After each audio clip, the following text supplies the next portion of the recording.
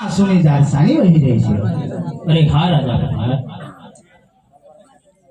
કોઈ દુનિયામાં બાપ એવો ન હોય કે જે પોતાના દીકરીને સાસરે ઓળાવતો હોય અને એમની આંખની અંદર આંસુની ધાર ના આવે. તો હા રાજા પટિયાર, આજે આંસુની ધાર આજ મારી દીકરીને ઓળાવું છું, આજે એની લાવી છે. અરે રાજા અજમલ, એ તો રાજા પટિયારને પણ ખબર છે કે જેમની દીકરી સાસરે જાતી હોય એના બાપની આંખોની અંદર આંસુ તો હોય છે, પણ આ આંસુ આજ મને ઓર દેખાય છે. માટે તમારા દીકરા અને દીકરીઓ કેટલી છે એની મને ઓળખાણ કરાવો. અરે હા રાજા પટિયાર, આજે દીકરા દીકરીની ઓળખાણ માંગતા હોય તો આજે હું કરું તમે સાંભળો.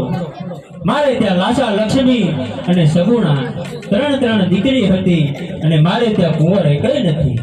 અરે રાજા અજમલ, જો આ વાતની મને પહેલા ખબર હોત તો હું મારા બેટા પ્રતાપની જાન આજ તારા પોકરણ ગઢમાં ન લઈને આવત.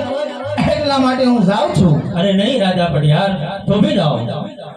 આજ 20 વર્ષે આપણે વેરી હતા, આજે વેવાય બન્યા છીએ. આજે આપણે વેવાય બન્યા મારા ગઢની અંદર રહી. આજ આપણે રાજભવનમાં બંને સાથે મળી અને આપણે મારે ત્યાં આપ ભોજન ગ્રહણ કરો. અરે રાજા અજમલ, તને તો હજી ખબર નહીં હોય કે રાજા પટિયારના કેવા કેવા આકરા નિયમ હોય.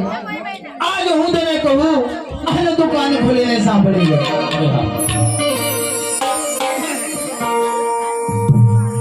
આજ પટિયાર કહું